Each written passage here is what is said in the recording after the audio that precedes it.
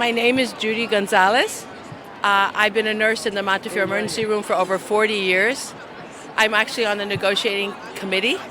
And I think what's really unfortunate is that the mainstream press has really not printed our story.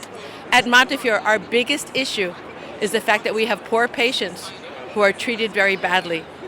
They're stuck in emergency rooms like cattle. In rooms built for 40 people, there were 300. The hospital Montefiore has money. In the suburbs, people aren't treated that way. They also put patients in the hallway without rooms, without toilets, without sinks, without privacy. Many patients. Our big struggle is about space. Actually, we call it the 3 S's: safety, staffing, and space. We want enough people to take care of our patients.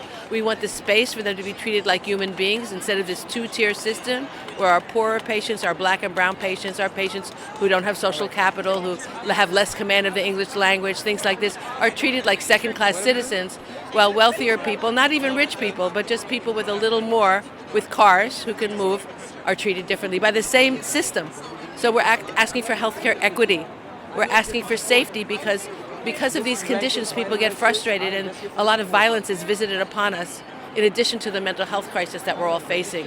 So we're trying to get special treatment for our patients with mental illness and also for the conditions to allow our patients to feel cared about. The issue about staffing is just having enough staff to take care of people when they have serious problems. Our hospital has very sick patients. And in the meantime, we're freezing and we're out in the cold and we're running out of money. People are taking loans. People are now applying for Medicaid themselves, applying for unemployment so they can pay their bills. A lot of people do live paycheck to paycheck. We have single parents. We also, many of us as nurses are in the sandwich generation. We're taking care of our children, we're taking care of our parents, we're taking care of our relatives, and we're taking care of our neighbors. We're nurses 24/7. You know the percentage of immigrant nurses that you guys have in the hospital? I don't know the percentage, but I would say maybe up to half of our patients, of our nurses, were not born in this country, and of course they're living in fear themselves. Or maybe they come from other countries, and because of their appearance, their skin tone, they're concerned. That's why we have an issue about getting ICE out of our hospitals to protect our patients, of course, but also to protect our staff. Some people are on visas, because of work visas, and those things create other problems. And we don't trust this administration to treat people who are here, quote unquote, legally, although we don't believe anybody's illegal. This country was built by immigrants. Your job is to save lives, and you were heroes 2-3 years ago. So what happened now? Well, I think what happened now is the hospitals who have this incredible amount of money, and in the research that we've done, it's kind of like a Ponzi scheme. These CEOs use these hospitals to get rich. Not just that they're making a lot of money, but they have investments, probably kickbacks from the organizations that they consult with or use for our hospital, and generate millions of dollars. I mean, you don't need to live on $26 million. That's unnecessary and inappropriate. So it's about care of our patients with equity. It's about safety for patients and nurses. It's about being able to have enough staff to care for our patients and to be able to function to the best of our ability, not be replaced by AI and robots, but to be able to give that human touch to patients. What would you say to Governor Hochul about if he's about to extend the executive order? Well, they're going to allow people without a New York State nursing license to come here. And, this thing about being greedy, I will give you facts. My hospital, Montefiore, and this is maybe a lowball figure, spending $26 million a week to pay nurses making $8,000 to $10,000 a week. We have contract demands that in 2 weeks what they pay, the $52 million that they pay, our contract demands right now are cheaper for a year for 3,500 nurses than what they're paying these scabs for 2 weeks. So this is so not about money. They set up the strike. They knew we had deadline bargaining. We bargained since August in my hospital. And we said, why are we not getting anywhere? They saved their money to get revenge, I guess, because we had a good contract the last time. They purposely did this. There's no question in our mind. They colluded. There's collusion for wage depression. And the benefits issue is real in spite of their denial. Like the package that they gave us initially was a $4,000 package. It hasn't hardly gone up. And they said you have to pay for everything. We know clearly that the benefits in the other hospitals cost $4,000. That would leave zero for wages and anything else. So the press reporting has been very unfortunate. But these people are here about patients, about having our patients treated with dignity, about being respected as a profession, and having safe staffing. I can hear you. How do you like this summer day? It's beautiful. We're sweating now. Too hot. We're not used to this. But I just want to say, one of the things that we discovered about this strike and about the illegal collusion of our employers, it's a cynical realization, but it's true.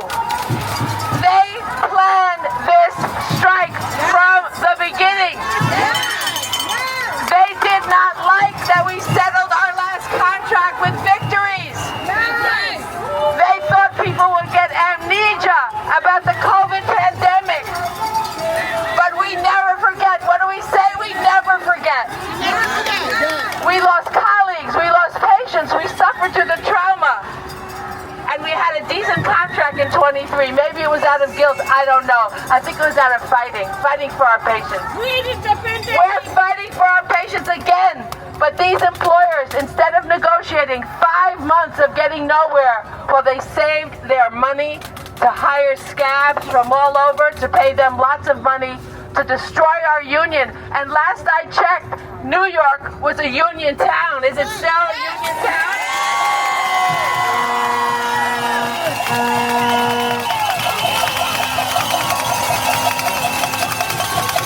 So this fight is not just about nurses, but it is about nurses. It's not just about patients, but it is about patients.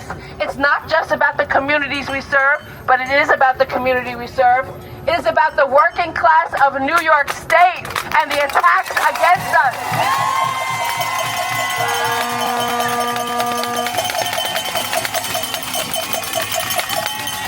We are supposed to go forward, not backward.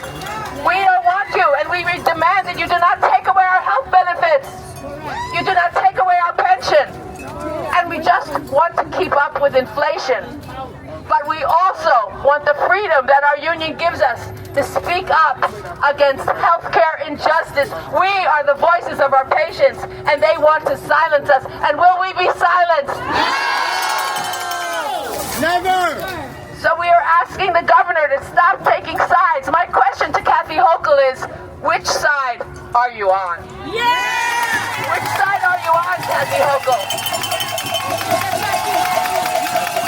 Are you on the side of the people who elected you, or the people who give you money? Yes! Because there's more of us than there are of them. And as my colleague said, we all vote. We are voters. And we remember. We will not be silenced. We will speak up for our patients. We will speak up for each other. We will speak up for our communities. And we will speak up for the labor movement of New York State. And no amount of cold and no amount of, well, we're poor now. And no amount of the ascending poverty we're finally understanding that so many of our patients go through, that will not stop us from speaking up for our patients. If we have to get food stamps, if we have to get Medicaid, if we have to get unemployment, and we have to get loans to pay off mortgages, to pay our very expensive rent, we'll do it because we're doing the right thing, and we will never stop. Will we ever stop? No! So let's demand that the governor do the right thing. Do the right thing, Kathy Hochul. Do the right thing. Watch the Aladino show. Showbiz. Showtime. We're rolling? I'm so excited. Aladino. This is a famous actor right here. We would all just have to watch your show. It's about to begin. It's going to be a lot of fun watching. Aladino TV. Beautiful. Passion commune.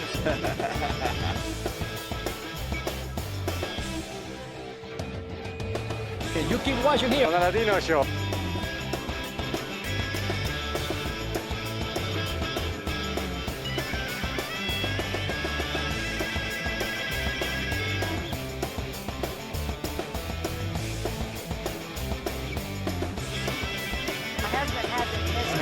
Thank you for taking your time. It's free. Go home and getting naked. Thank you so much.